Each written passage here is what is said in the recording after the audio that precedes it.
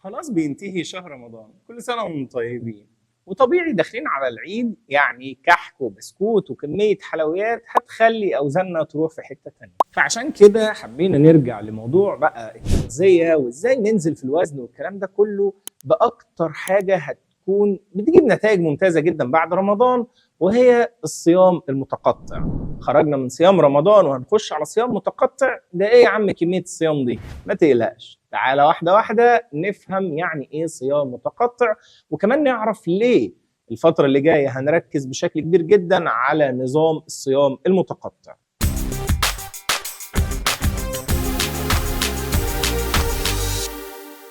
السلام عليكم ورحمة الله وبركاته، ايه الأخبار؟ عاملين ايه؟ يا رب تكونوا بخير. معاكم دكتور أحمد بدر، أخصائي العلاج الطبيعي والتغذية، وهنتكلم النهارده مع بعض في موضوع التغذية بعد ما دخلنا شهر رمضان، وكنا عاملين فيديو في بداية الشهر الكريم عن ازاي تحافظ على وزنك في الشهر ده، لكن شهر مش كفاية لناس كتير.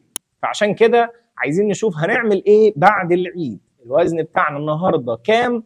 وعايزين بعد العيد نبتدي في النظام بتاعنا عشان نوصل لكام. فانا حبيت ان يكون افضل نظام نبتدي بيه هو نظام الصيام المتقطع، خصوصا ان لسه جسمنا متعود على عدد ساعات صيام بدون دخول اي حاجه جسمنا، على عكس الصيام المتقطع اللي بيبقى مسموح لك في فتره الصيام بتاعتك انك تدخل حاجات من غير سعرات حراريه، زي مثلا الميه. تقدر تشرب ميه باي كميه بدون اي شروط او بدون اي ضوابط. كمان تقدر تشرب مشروبات زي الشاي او القهوه او مشروبات تانية كتير، بس تكون بدون سكر او لبن او اي اضافات اخرى. فده اول فرق بين الصيام المتقطع والصيام الرمضاني. تاني فرق عندنا ان عدد ساعات الصيام الرمضاني ثابته من وقت اذان الفجر لحد اذان المغرب، لكن بالنسبه للصيام المتقطع فانت هنا اللي بتحدد عدد وميعاد الصيام بتاعك. يعني مثلا في صيام متقطع بيكون 12 ساعه صيام و12 ساعه اكل، وفي صيام تاني بيكون 14 16 وحتى في انظمه بتوصل ل 20 ساعه صيام، لكن دي بتكون حاجات يعني ادفانسد قوي فمش هنلجا لها دلوقتي. خلينا نتكلم عن الاشهر وهو ال 14 وال 16. لو هندي مثال على ال 16 ساعه صيام و8 ساعات اكل، فانت هنا بتحدد ال 16 ساعه بمزاجك. لو انت واحد من الناس اللي بيناموا بالشكل الطبيعي بتاعنا اللي هو بينام بالليل وبيصحى بالنهار،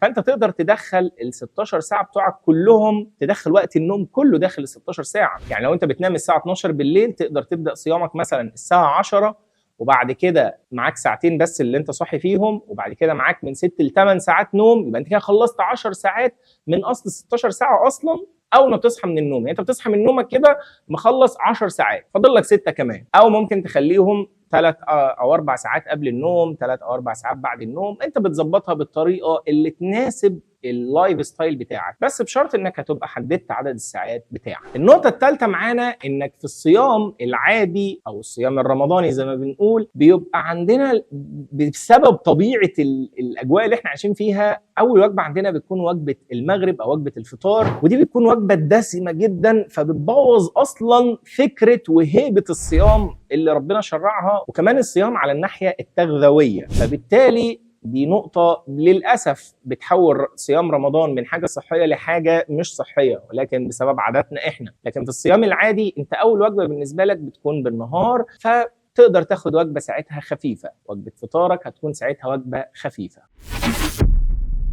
فأنت كده عندنا 3 اختلافات أساسية بين الصيام الرمضاني والصيام المتقطع، وهو عدد ومواعيد الصيام انت اللي بتحددها بمزاجك. ممنوع تاخد اي حاجه في الصيام الرمضاني، لكن في الصيام المتقطع بيبقى مسموح لك ببعض الحاجات اللي ممكن تاخدها. الحاجه الثالثه ان اول وجبه عندك في الصيام المتقطع بتكون وجبه الفطار العاديه، لان بتكون وجبه نهاريه. طب تعالى نتكلم بقى عن ايه هي فوائد الصيام المتقطع، اللي هي نفس فوائد الصيام العادي باستثناء طبعا العادات الغلط اللي احنا بنعملها. هي ان انت بتبتدي تحسن معدلات جسمك بشكل كبير جدا، تحسن الدوره الدمويه، بتحسن مقاومة الأنسولين في جسمك، وكمان بتقلل بشكل كبير جدا نسبة الالتهابات في الجسم، لأن أي حد وزنه زيادة تلاقيه دايما بيشتكي من التهابات في جسمه. والالتهابات هنا بسبب ان السمنه ليها دور كبير جدا في زياده نسبه الالتهابات في الجسم، فبالتالي احسن قاتل للالتهابات دي هو الصيام عدد ساعات كويس. والابحاث بتقول ان افضل وقت للقضاء على الالتهابات دي هو صيام 17 ساعه، لكن ده كرقم متوسط، فده معناه ان اللي هيصوم 16 او حتى 14